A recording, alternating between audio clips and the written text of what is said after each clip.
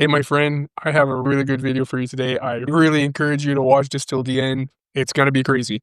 So I'm going to show you how the most powerful people in the world, head of global financial corporations, the head of the IMF, the World Economic Forum, World Bank, all these people have been talking for years about a level playing field when it comes to the global financial order. And this is also known as a new world order to a certain degree. And I'm going to show you the proof as well that this is the XRP Ledger. And I'm going to show you why the XRP Ledger is considered a level playing field when it comes to the new global financial order. Technically, what they're doing here is they're creating a new Bretton Woods, because the first Bretton Woods in 1945 was technically not fair, because it required all the nations to hold US dollars, and literally the US said that they would back every US dollar by gold, but President Nixon took us off the gold standard in 1971. So right now, the US dollar is not backed by anything, but according to the first Bretton Woods, nations are still forced to hold it because it's the most liquid currency right now. But this is really not fair, and it cannot continue. So there's a lot to explain there, but they're creating a new Bretton Woods, and I'm going to explain that a bit. But I want to show you how every powerful people in the world are talking about a new level playing field. And I'm going to show you really the proof. Again, why is the XRP Ledger this new level playing field? It has to do with the Bretton Woods. Like I said, it has to do with a new Bretton Woods, and it literally has to do with the Triffin's dilemma as well. So many components. Let's get into it, guys. Before we start, please like and subscribe. It really helps the channel, and I really appreciate all the comments and the love that you guys have been showing me. Thank you so much. Hey, my friend, whether you're a day trader or hodler, I've got a game changer for you. BTCC Exchange, founded in 2011, is the world's longest running crypto platform with zero hacks and licenses in many countries. No KYC or VPN needed, and signing up is fast. For whales or pro traders, it's a dream. Top 5 on CoinMarketCap, unmatched liquidity, low fees, but leverage and copy trading is risky, so only use what you can afford to lose, or seriously don't do it at all. I launched this channel to share crucial crypto insights, not to see you make reckless moves and lose your hard-earned money. BTCC has over 300 crypto available, including XRP, QNT, XLM, and HBAR. Use my referral link on the screen, in the description, or in the pinned comment for up to $10,000 USDT rewards, up to 50% off fees, and VIP perks. Never keep all your crypto on exchanges. Use reputable hardware wallets. Links below. Now let's get back to the video. Let's get into it. Now here, I just asked Grok, give me a list of every influential people, whether presidents, vice presidents, heads of major corporations or major financial institutions. Tell me a list of every time they've talked about a new level playing field or described something in regards to global trade or anything that was implying a level playing field. So check this out, my friends. There are several influential figures, including former presidents of international financial institutions, central bank governors, and government officials, have referenced the concept of a new level playing field in discussions around global trade, currency manipulation, and FX market, and broader economic reform. So the broader economic reform is the new Bretton Woods. It's also known as Digital Bretton Woods or the Bretton Woods 3.0. Almost nobody is talking about that in the XRP community. I encourage the XRP community to look into this. So the new level playing field, again, it's always about global trade, currency manipulation, and the FX. All right, this is what XRP fixes to the T. So let's just look at every people here, who they were that literally talked about this. And I'm sure there's many others too. David Malpass, former president of the World Bank Group. This is not your local credit union, my friend. He's the former president of the World Bank Group. And the World Bank and the IMF were created the same day the Bretton Woods Agreement was created in 1945. I've done a deep dive on that. I really encourage you to check it out. I've also talked about that on the recent podcast with the one and only Paul Barron. An honor to be on his show. In multiple interviews, Malpass has discussed U.S. tariffs under President Trump as a tool to rebuild the global trading system in a way that works for the United States. And then, actually, that one's not the perfect example. It's not as clear. Let's look at this one. Can't even say the name. Ngozi Okonjo, Director General of the World Trade Organization. As the World Trade Organization Director General, she has frequently highlighted the need for a reformed global trade system where each member, big or small, developed or developing, has an equal voice. In discussion on sustainable development goals, she stresses open and predictable trade to create a level playing field. including harnessing digitally delivered services and bridging digital divides in Global South. This person here, Chief Economic Advisor at Alliance, former CEO of PIMCO, he talked about a new multipolar global order and with coexisting reserve currencies that compete with each other and check and balances each other. This implies a new level playing field. Instrument, I'm just going to skip and I'm just going to tell you the names. Howard Lutnick, U.S. Secretary of Commerce, he describes tariffs as a means to achieve reciprocity, boost market access, and create a new level playing field in global trade. Kenyu Jen Besant, nominee for the U.S. Treasury, Hajun Chang, economist for the University of Cambridge, and Richard Conzul Wright, director of the UN CTAD, Globalization Division. That's the UN, basically, a UN organization. Don't even get me started on the UN. Oh my goodness. So again, they've all said either a new level playing field, specifically those words, or they've described something that is technically a level playing field when it comes to global trade and global finance. And I will show you them saying it right out of their mouth. Okay, so Mark Carney, the puppet in Canada now, wasn't even elected technically. Former governor of the Bank of England, UN Special Envoy on Climate Action and Finance, of course. They want you to watch your footprint, right? You don't want to do any carbon emission, I meant, right? So you have to watch your carbon emission. Don't even get me started on that too, while they fly in private jets. Yeah, anyways. Larry Fink, CEO of BlackRock, our good old BlackRock. And literally here's a bunch of mini documents that talk about literally a level playing field. The UK Parliament Committee 2020. We've got documents coming from the EU. And then here video. And here other figures like the IMF Managing Director, Kristalina Georgieva, World Bank President Ajay Banga, and UN officials have appeared in panels with these individuals emphasizing multilateral reforms for equitable trade and economy. When they say equitable trade and economy, equitable is fair. It means fair, right? A level playing field. A level playing field. A fair playing field. So these are all documents like I was saying. And then other people, Brad Garlinghouse talked about it. Robert Mitchnick, Jess Chang, Board of Governors for the Federal Reserve System, former Ripple Counsel. Now let's listen to Trump talk about it 8 years ago while I was talking about China and they're devaluing their currency. Shout out to 15 Figures, did a video 8 years ago. Let's listen to this real quick. As far as the currency devaluations, I've been complaining about that for a long time. And I believe that we will all eventually, and probably very much sooner than a lot of people understand or think, we will be all at a level playing field, because that's the only way it's fair. That's the only way that you can fairly compete in trade and other things. And we will be on that field, and we will all be working very hard to do great for our country. But it has to be fair, and we will make it fair. I think the United States is going to be an even bigger player than it is right now by a lot. When it comes to trade, a lot of that will have to do with our tax policy, which you'll be seeing in the not too distant future. We'll have an incentive-based policy. Let's listen to that real quick again, just a few seconds right here again. The United States and everybody in the region. As far as the currency devaluations, I've been complaining about that for a long time. And I believe that we will all eventually, and probably very much sooner than a lot of people understand or think, we will be all at a level playing field, because that's the only way it's fair. That's the only way that you can fairly compete in trade and other things. And we will be on that field. And now this right here is a really good video. We're going to listen a bit of this right here, and it's going to explain to you exactly what I'm talking about. And then I'm going to show you a lot more stuff. You really don't want to miss this video, guys. Because I'm going to tie it all at the end, my friends. I promise at the end, I'm going to explain. Just don't miss this, guys. Do not miss this video. Oh my goodness. Hope Sarah's sitting down because he is calling for the creation of a new virtual currency that could ease the reliance of the world on the US dollar, which he says creates some of the problems that we have today. So this was a video years ago, actually. This was recorded many years ago. I think this was actually 6 years ago. So shout out to Bonfire Guy, actually. Shout out to this guy. You got to give this guy a follow. We're going to play a little clip here again. This is when Mark Carney talked about a hegemony currency.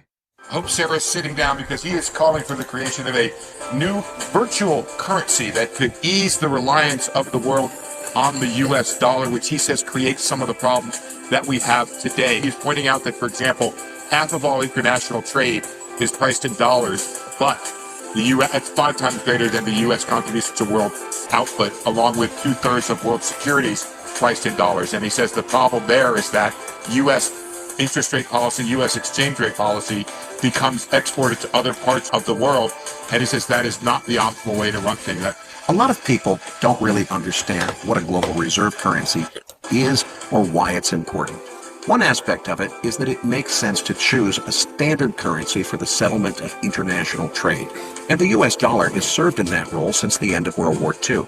But the arguably more important definition of the phrase reserve currency is that it's the currency in which central banks hold their foreign exchange reserves, is that the nation issuing the global reserve currency enjoys an immense artificial demand for its currency because everyone else in the world needs both the reserve currency itself in order to settle international trade, and they also need sovereign bonds denominated in that currency to serve as central bank reserve assets. Why are we having so many problems related to the U.S. being strong but the rest of the world being weak?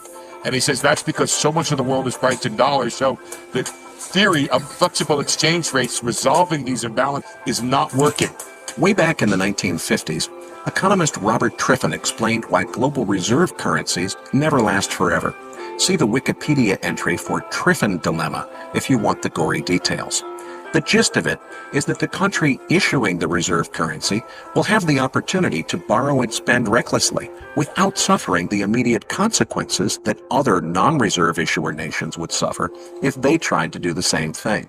This is a real issue. We estimate around half of SMEs do not go to the banks, to the formal financial system to finance. So that needs to change. There needs to be greater access in finance for small, medium-sized enterprises. My friend, see how he's admitting there that the goal for DLT, the problem is that 50% of small, medium enterprises, so small, medium businesses globally, do not go to banks for their money, to borrow money. So they're trying to they want everybody to be dependent on banks. He literally said the elephant in the room there. He literally just told you what this is all about, why they created blockchain in the first place.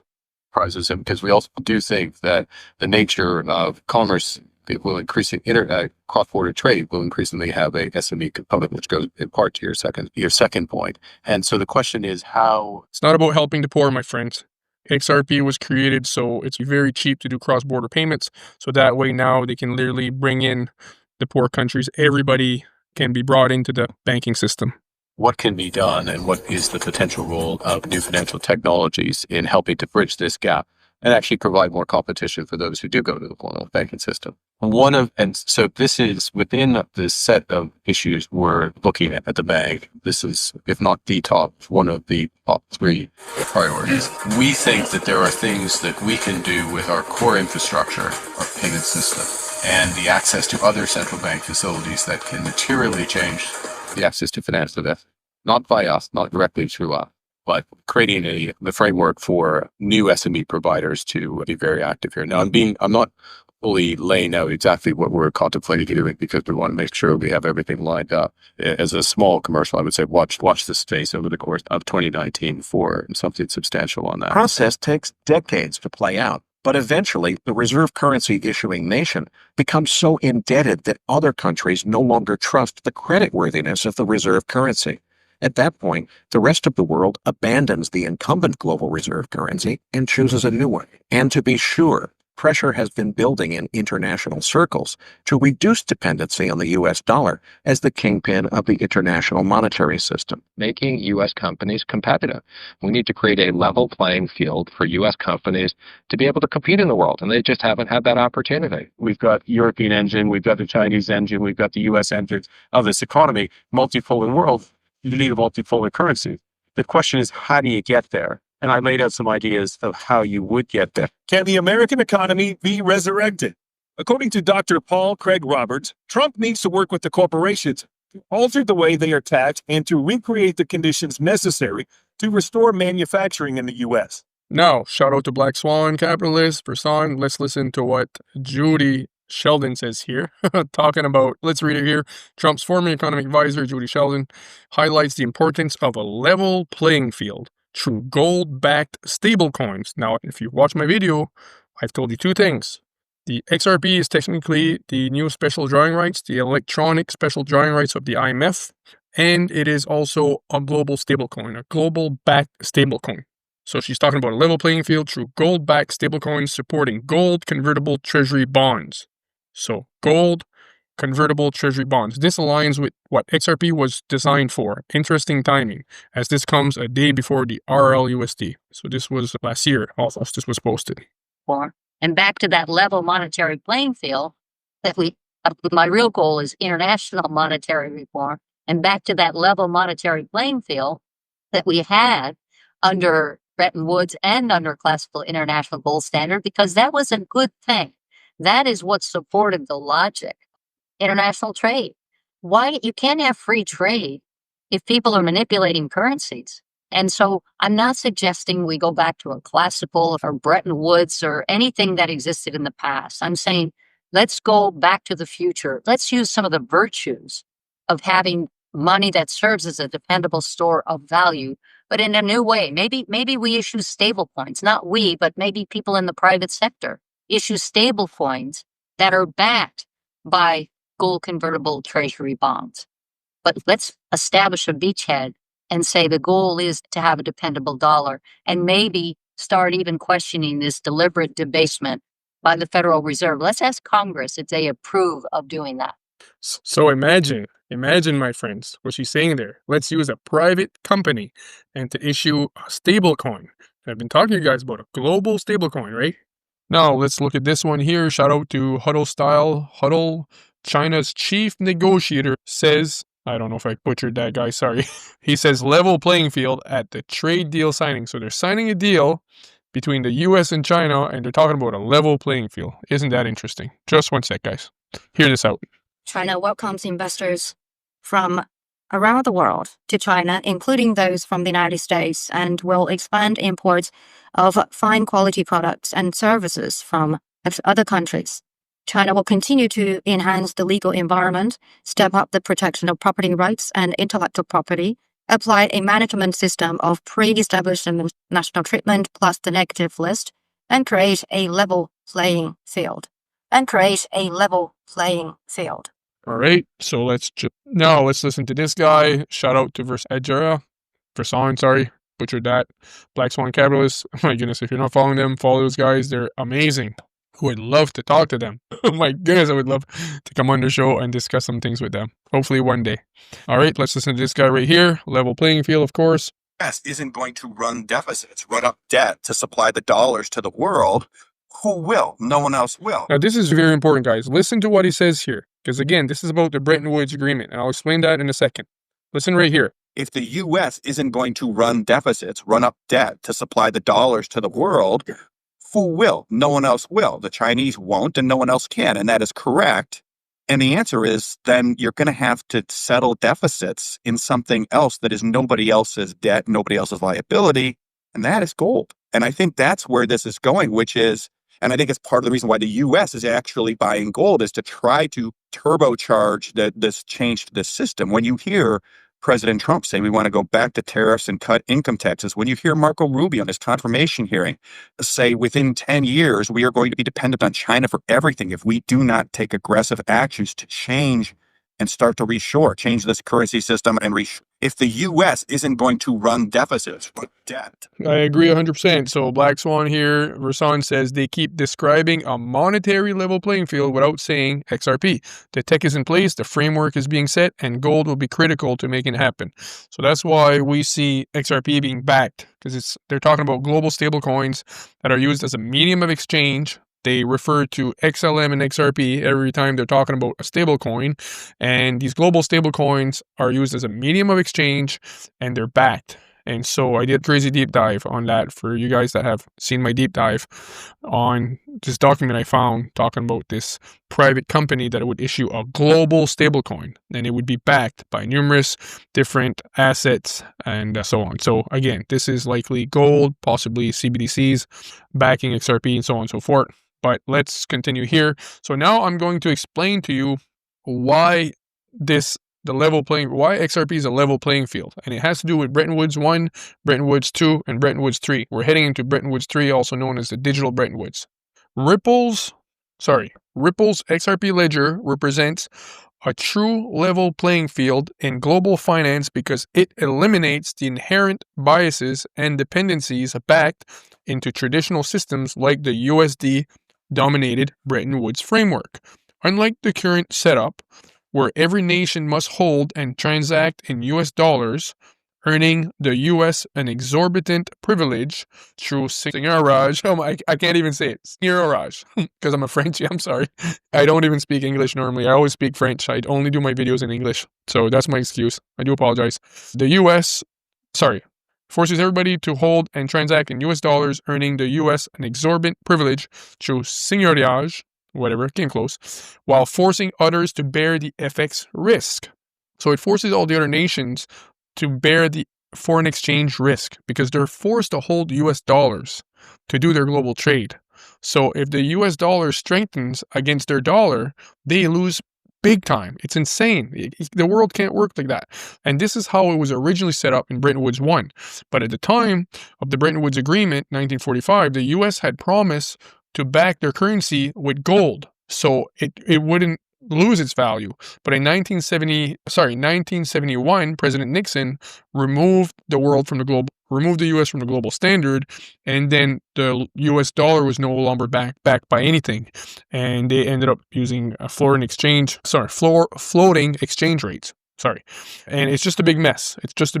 And this has to do with 1971, like I said, when they removed the US dollar from gold standard. And this is considered by central bankers and academics as the Bretton Woods 2. And now they always talk about a Bretton Woods 3. So again, the level playing field is the fact that they're fixing that issue by using a neutral bridge currency that is not tied to any government or sovereign currency.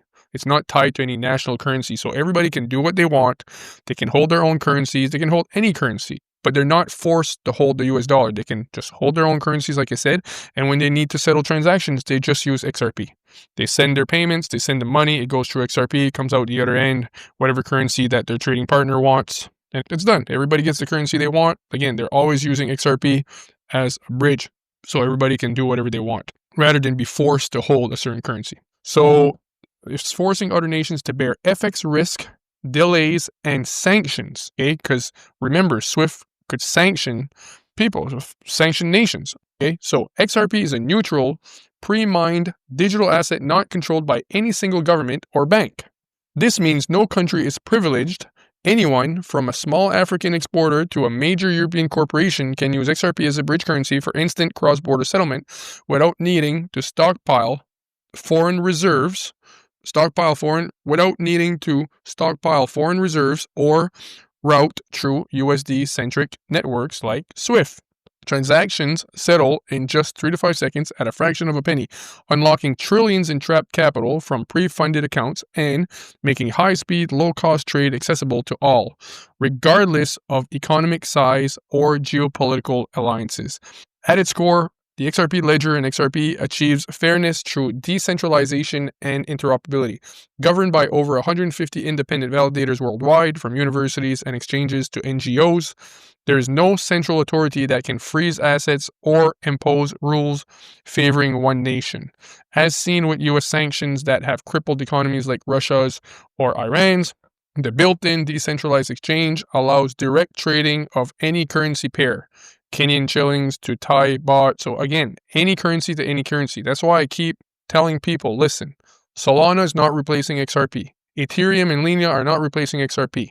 These are not purposely built bridge asset. People need to understand what it means to be purposely built bridge asset and what it means to have liquidity. You can go from any type of currency to any type of currency with XRP and Stellar as well, because for example, XRP has the Interledger protocol, has the XRP Ledger, it has the built-in decentralized exchange that's built on top of the XRP Ledger. It also has an order book, so it's the only blockchain or it's the only technology in the world that has a decentralized order book and an order book and a decentralized exchange at the same time. Only XRP has that. And also they have very advanced automated market makers as well. So they have the three.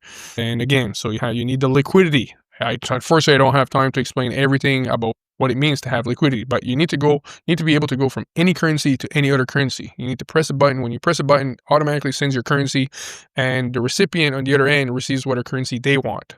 Automatically, the XRP Ledger finds the best path for liquidity as well. It'll hop around, it'll find the liquidity. It's like nobody can do that. There's no other currency, blockchain, crypto that can do that. Not even close, except for Stellar. Now, so again, direct from any currency pair via the XRP's liquidity pools, bypassing multiple FX conversions and the associated fees that disproportionately hurt emerging markets.